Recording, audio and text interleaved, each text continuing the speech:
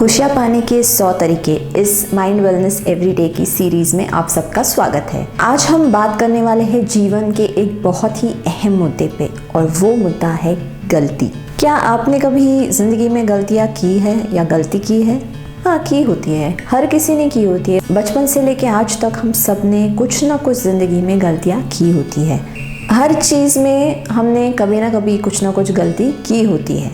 लेकिन अगर आप ये एक गलती कर रहे हो तो ये ज़िंदगी में सबसे बड़ी गलती है, और इस गलती को आपको नहीं करना है। इस गलती से आपको सावधान रहना है, और इसी के बारे में आज हम इस वीडियो में चर्चा करने वाले हैं। तो इस वीडियो को एंड तक ज़रूर देखिए, और आप इस गलती से बचेंगे तो आपकी ज़िंदगी में बहुत सारी खुशियाँ बनी रहेंगी। तो ऐसे ही कई सारे टिप्स मैं आपके साथ आगे भी शेयर करने वाली हूँ। तो इस चैनल को सब्सक्राइब करना मत भूलिए, इस चैनल पे बने रहिए ताकि आपकी ज़िंदगी की जो खुशियाँ है वो बढ़ती जाएगी। गलती हो गई, सॉरी, माफ़ कर दो मुझे, ये हमने ज़िंदगी में कहा होता है, हमने सुना होता है। गलती करना, गलती का एहसास होना और उस गलती के लिए माफ़ी मांगना, ये सारा ही प्रोसेस जो है वो बहुत ही नॉर्मल है। अगर आप गलती करके उसे समझ के, उसके मान के माफ़ी मांगते हो या उसमें सुधार लाते हो तो आप एक अच्छे इंसान ज़रूर हैं। लेकिन एक गलती आपकी ज़िंदगी ख़राब करती है, और ये गलती आपको नहीं करनी है। क्या आपके साथ कभी ऐसा हुआ है कि आपने किसी की गलती को माफ़ कर दिया हो, फिर उसने वापस वही गलती की हो, फिर आपने माफ़ कर दिया हो, और ऐसा बार बार होता रहता है?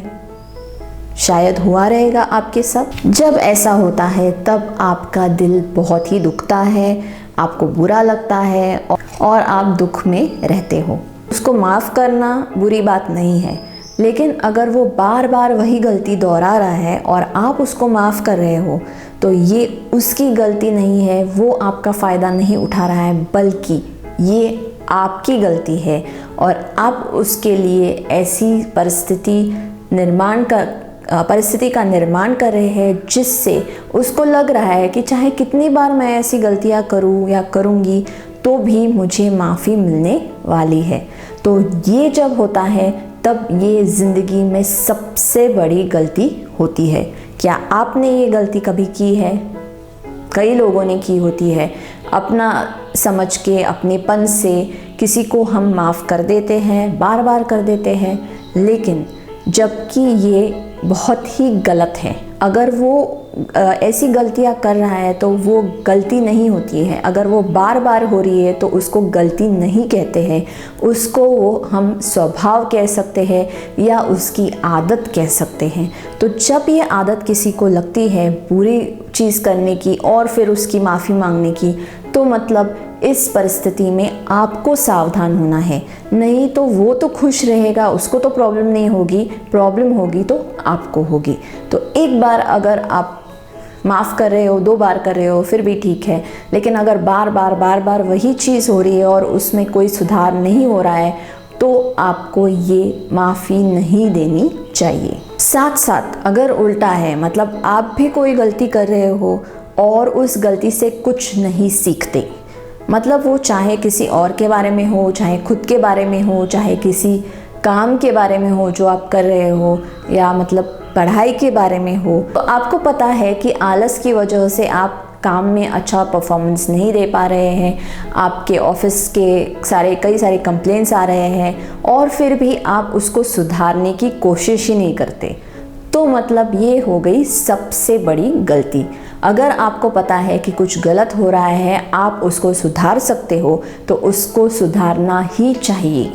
अगर आप उसी में बने रहे, मतलब उसी गलती में जीते रहे, तो ये आपकी सबसे बड़ी गलती है। कहते हैं ना कि स्वभाव की कोई दवाई नहीं होती है, ऐसा बिल्कुल नहीं है। स्वभाव की दवाई होती है और वो हमारे अंदर ही होती है, हमारे मन में ही होती है। अगर हम मन का परिवर्तन करें, मन पे काम करें, मेहनत करें थोड़ी सी, तो हमारी हर गलती हम सुधार सकते हैं। चाहिए तो बस कोशिश। अगर कोशिश की तो हर गलती से हम बाहर निकल सकते हैं। तो दो चीज़ें आपको ज़िंदगी में नहीं करनी है। एक चीज़, अगर आप गलत हो तो उस गलती से सीखना है, खुद की ही नहीं, शायद दूसरों की गलतियों से भी आप सीख सकते हो और इस सीख का अपनी ज़िंदगी में इस्तेमाल कर सकते हो। तो अगर गलती से आप सीख पाए, आप उससे कुछ सुधार ला पाए अपनी ज़िंदगी में, तो आप खुश रह सकते हो। साथ साथ अगर कोई और आपका फ़ायदा उठा रहा है, बार बार वही गलती कर रहा है, तो उसको माफ़ नहीं करना है।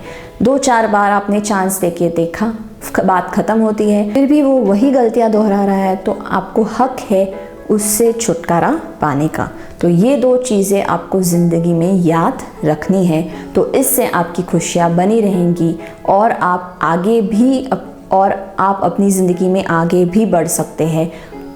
तो उम्मीद करती हूँ कि ये टिप आप अपनी ज़िंदगी में इस्तेमाल करेंगे, उससे खुशियाँ पाएंगे। अगर आपको ये विचार पसंद आए तो इस वीडियो को शेयर करना मत भूलना। आपको कोई मन में सवाल है, किसी चीज़ के लिए आपको काउंसलिंग की ज़रूरत पड़ती है, तो आप मुझे लिख सकते हो mindwellnesseveryday@gmail.com पे। धन्यवाद।